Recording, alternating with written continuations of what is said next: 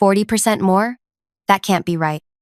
I blinked at my screen, the numbers refusing to change no matter how many times I refreshed the page. The compensation spreadsheet that Kyle from HR had accidentally shared with the entire finance department instead of just the leadership team glowed on my monitor, each row more devastating than the last. Mason Reeves, 2 years at the company. Base salary, $137,000. Vanessa Lynn, 14 months at the company. Base salary, $134,500. Tristan Adler, 8 months at the company. Base salary, $142,000. All of them trained by me. All of them making almost 40% more than my $98,750 salary after 9 years of building this company's entire financial infrastructure from nothing. The office sounds faded around me. The clicking keyboards, murmured conversations, the hum of the ventilation system that always ran too cold. I scrolled through the document again, my chest tightening when I found my name buried on page 3. Eleanor Avery, 9 years at the company. Base salary, $98,750. 9 years. Countless 60-hour weeks solving impossible equations, finding errors nobody else could see, creating compliance protocols that saved the company millions, training every single person who now earned dramatically more than me. I glanced across the open office at Mason, laughing at something on his screen, probably another cryptocurrency meme. Mason, who still asked me how to properly reconcile accounts payable despite 2 years on the job. Mason, who earned nearly $40,000 more than me. The email recall notice from Kyle came 3 minutes later, but it was too late. I had already downloaded the spreadsheet and saved it to my personal drive. I closed my laptop and walked directly to Daniel Hammond's office, my manager for the past 6 years. I didn't schedule a meeting, didn't send a message, just knocked twice, and entered when he looked up from his desk. Eleanor? Something urgent? He had the audacity to look annoyed at the interruption. I placed my laptop in front of him, open to the spreadsheet. I need to understand this. My voice sounded strange, controlled yet hollow. Daniel's eyes flicked to the screen, then back to me. The slight widening of his pupils told me everything. He knew exactly what I'd found. He closed my laptop and leaned back in his chair, steepling his fingers. Eleanor, you know I can't discuss other employees' compensation. I'm not asking about their compensation. I'm asking about mine. I reopened the laptop. 9 years, Daniel. 9 years building every financial system this company relies on. I trained all of these people who now make 40% more than me. How is that possible? He sighed. That particular sigh manager's perfect to make you feel like you're being unreasonable. The market has changed significantly since you were hired, Eleanor. It's company policy for new market entrants. Your compensation was set in a different economy. So adjust it. It's not that simple. There are bands, structures, policies. He shrugged, actually shrugged at me. Take it or leave it. My hands were trembling, but not from fear. From something else entirely. I'd like to request a formal compensation review. I kept my voice level. I can submit the request, but frankly, it will be denied. We just completed annual reviews last quarter. You received your standard 3% increase. He glanced at his watch. Was there anything else? That night, I didn't cry, didn't scream, didn't call my sister Meredith to vent my frustration. Instead, I opened my laptop at my kitchen table and began to write. I'm Ellie, by the way. Eleanor Avery, 34 years old. The kind of person who alphabetizes her spice rack and color codes her closet. The kind of person who's always been told she's detail-oriented and thorough. Corporate code for, we'll pile work on you until you break because you're too responsible to let things fail. Let me pause for a moment. Before I go any further, could you please take a few seconds to tell me in the comments where you are watching from? I want to know my story reached you, wherever you are. And if you've ever felt undervalued, maybe drop a heart or something. Because what I'm about to tell you changed everything for me. And maybe it will for you too.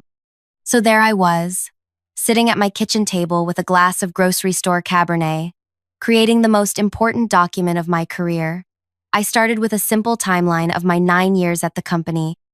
2014, hired as financial analyst.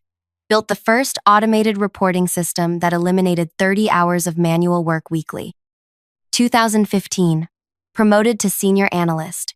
Restructured the accounts receivable process, reducing outstanding collections by 42%. 2016, created tax compliance framework that passed federal audit with zero findings. First, clean audit in company history. I documented everything. Every crisis I'd averted, every dollar I'd saved, every system I'd built, every person I'd trained who now earned more than me. I worked through the night, fueled by a cold clarity I'd never experienced before.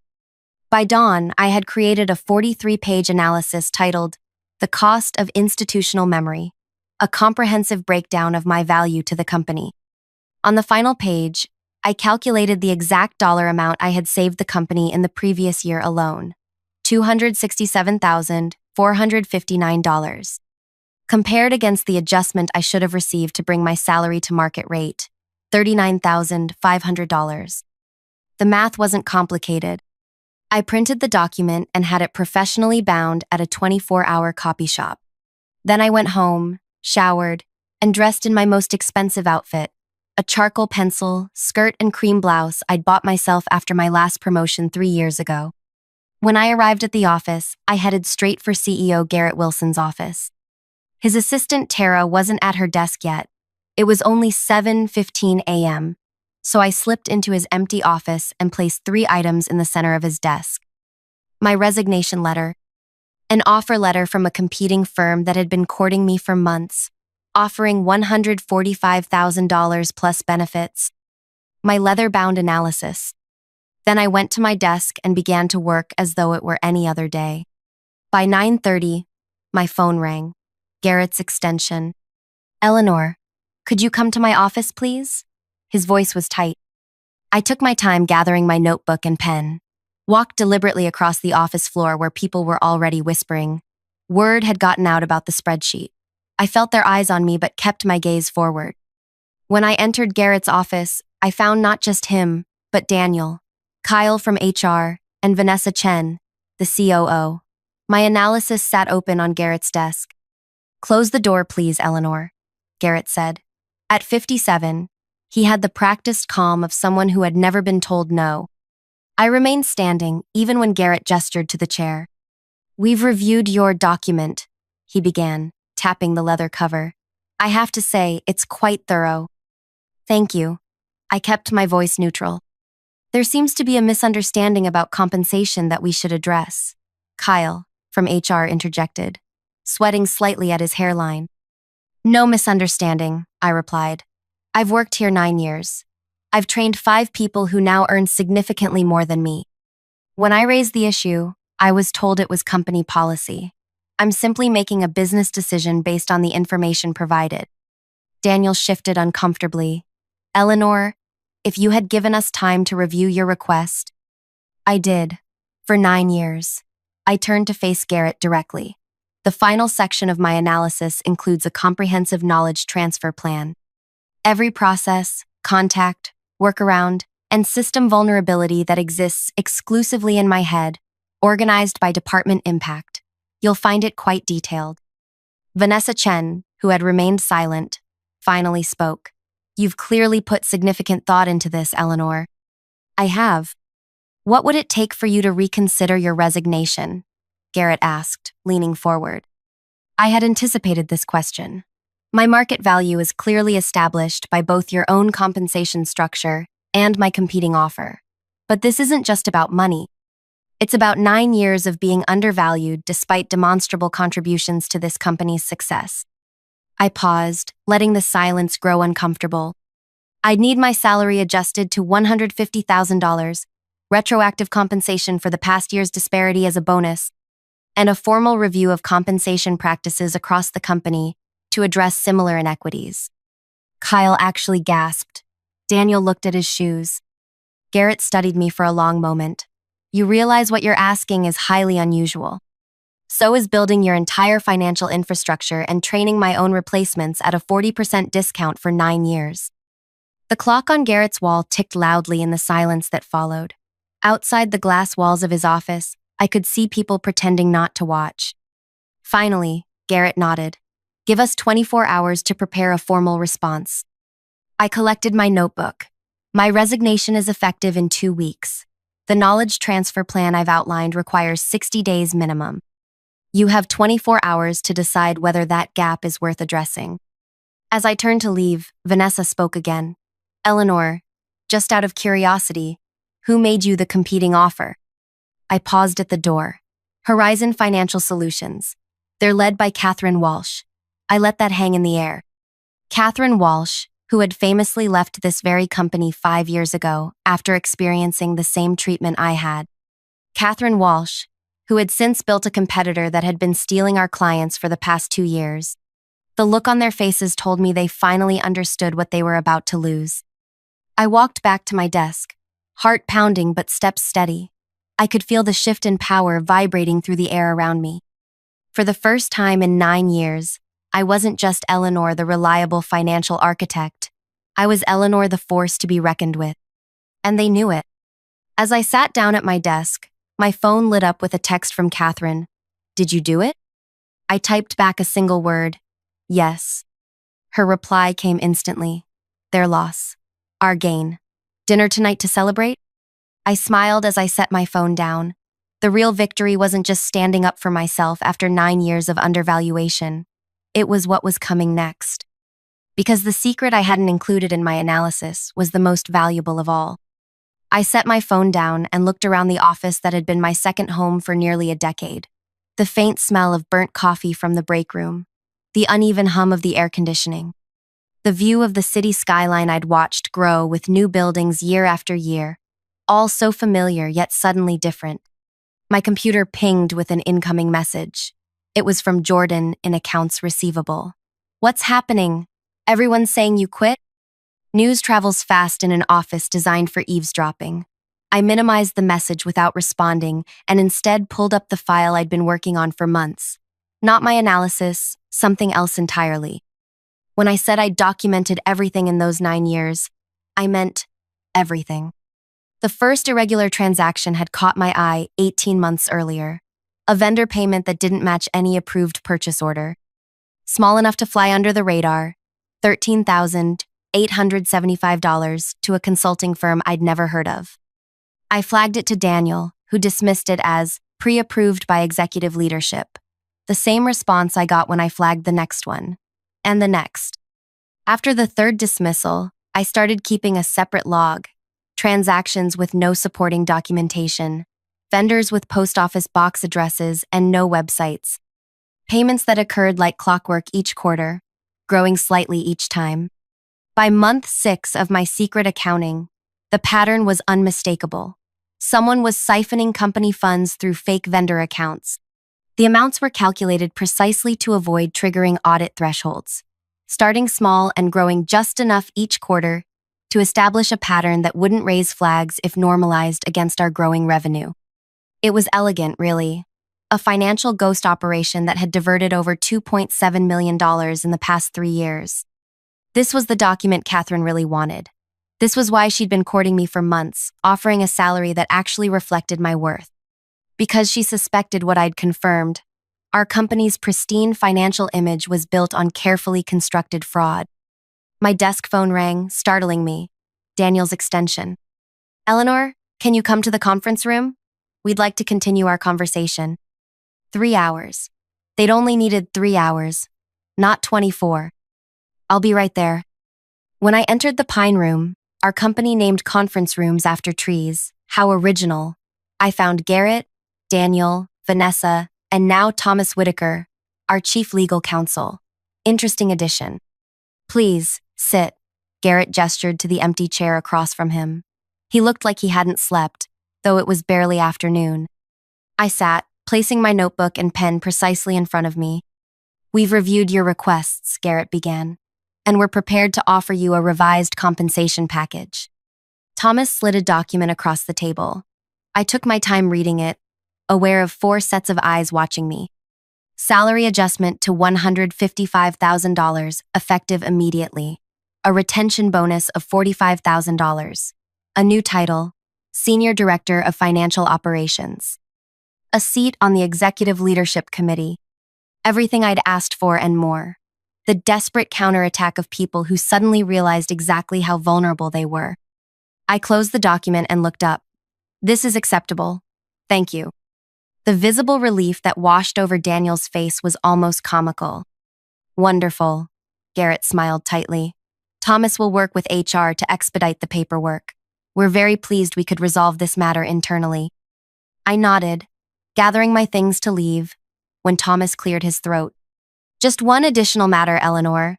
As part of this new arrangement, we've prepared a standard confidentiality agreement regarding company compensation structures and any irregularities you may have observed during your tenure. And there it was. I turned to Thomas, my expression neutral. Irregularities? Thomas maintained his practice lawyer poker face. Standard language for executive agreements. Nothing of concern. I let the silence hang for 3 full seconds before responding. I'll need to review that language carefully before signing. Would you mind emailing it to me? Of course, Thomas nodded, though a muscle in his jaw twitched. I stood to leave but paused at the door. One more thing. I'd like written confirmation that the compensation review for other potentially affected employees will begin within 30 days, as we discussed. Vanessa and Garrett exchanged glances. We'll include that in the documentation, Vanessa finally said. I nodded and left, feeling their eyes burning into my back as I walked across the office to my desk. My phone buzzed with another text from Catherine. Update? I typed, counteroffer accepted. They're including an NDA about irregularities. Her response came quickly. Perfect. Proceed as planned. The next 2 weeks were fascinating. I was suddenly included in executive meetings I'd previously only prepared materials for. People who had barely nodded at me in the hallway now stopped to chat. Daniel brought me coffee. Black, no sugar, just how I liked it, without being asked. I signed their revised offer letter but kept finding concerns with the confidentiality agreement, sending it back to legal with questions that required careful rewording. A delaying tactic Catherine had suggested. The document isn't legally problematic. I explained to my sister Meredith over dinner that weekend. I'm just buying time. Meredith shook her head, twirling pasta around her fork. I still can't believe you're doing this. The old Ellie would have just taken the money and been grateful. I set down my wine glass. The old Ellie let herself be undervalued for 9 years. The new Ellie understands her worth. And the new Ellie is kind of terrifying. Meredith laughed. I love it. For those wondering what happened, because I know you're wondering, let me be clear. I didn't break any laws. I didn't steal company secrets. I didn't sabotage systems. What I did was much more effective. On day 15 after my confrontation, one day after my resignation would have taken effect, I sat across from Garrett, Daniel, Vanessa, and Thomas again.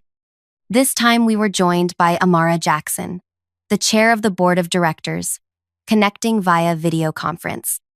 Eleanor, thank you for your patience as we've worked through the details of your new role, Garrett began, smiling that CEO smile that never quite reached his eyes. Before we finalize everything, there's something I need to share with all of you, I said, pulling a slim folder from my bag. We've already approved your requests, Daniel interjected quickly. This isn't about my compensation. I opened the folder and distributed copies of a 15-page document to everyone at the table, sending the digital version to Amara. This is about the $2.7 million that's been systematically diverted from the company through fake vendor accounts over the past 3 years. The room went completely silent.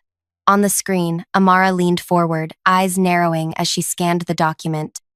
I've detailed the transaction patterns, the shell companies involved, and traced the funds to their final destination. I kept my voice calm, professional. I initially flagged these inconsistencies to Daniel 18 months ago, but was told they were approved at the executive level. All eyes turned to Daniel, whose face had gone ashen. There must be some mistake, he stammered. No mistake, I continued. I verified every transaction. The pattern became clear after tracking the first dozen payments.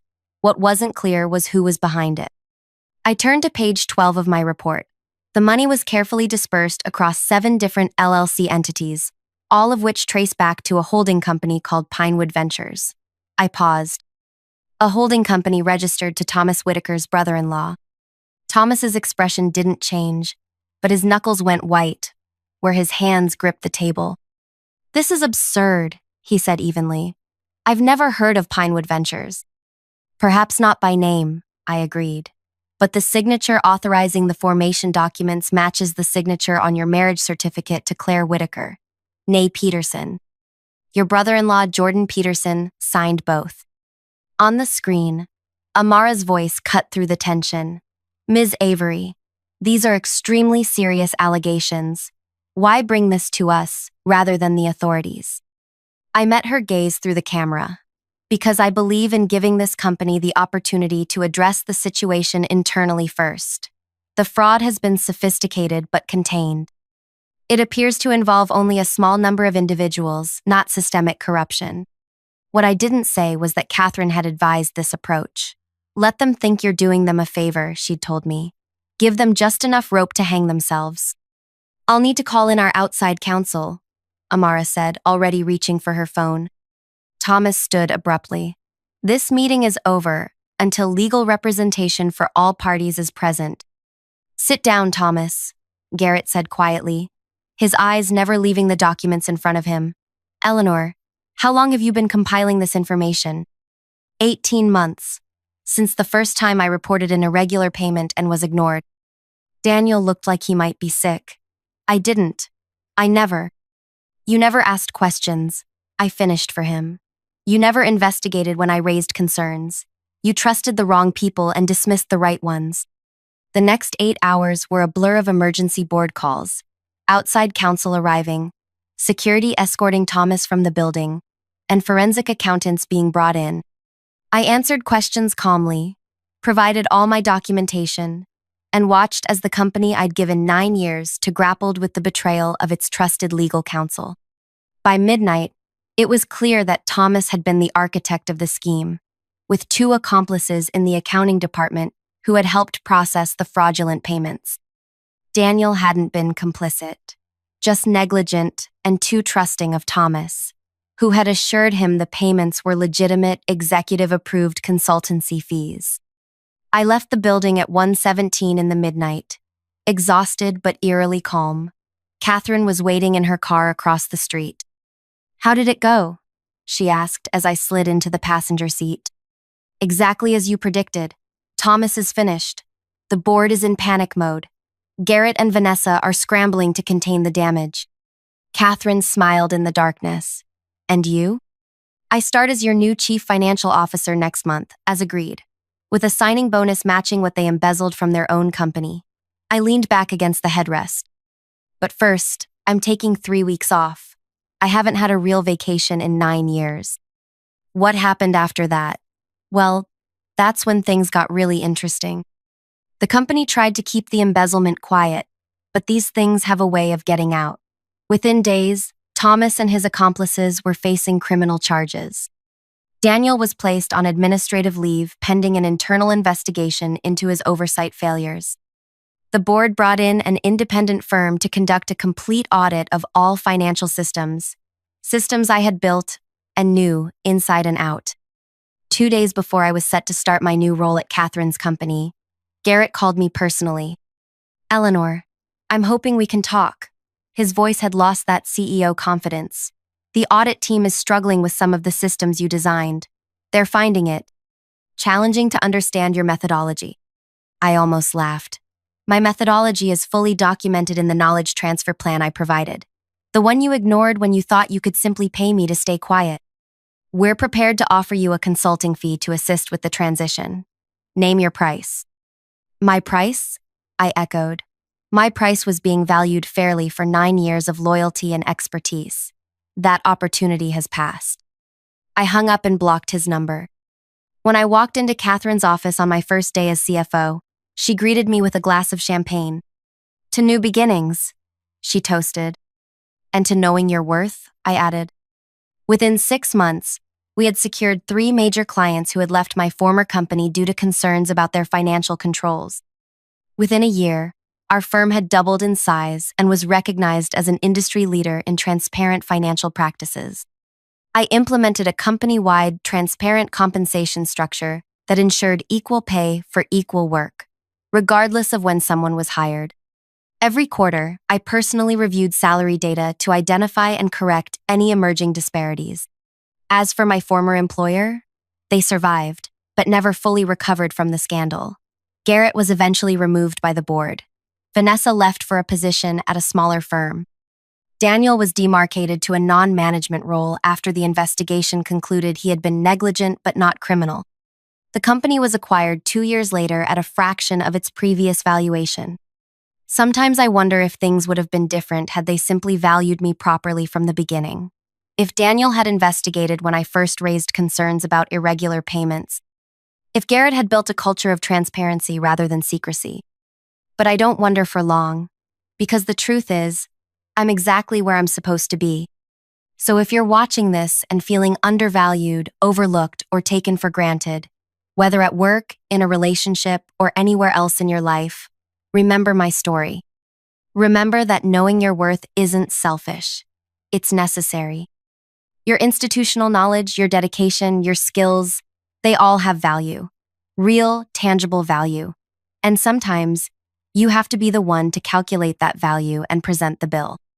If this story resonated with you, please hit that like button and subscribe. Share in the comments if you've ever had to stand up for your worth. I read every comment and would love to hear your experiences. And if you know someone who needs to hear this message, share this video with them. Because in the end, the most powerful thing you can do isn't seeking revenge. It's recognizing your true value and refusing to accept anything less.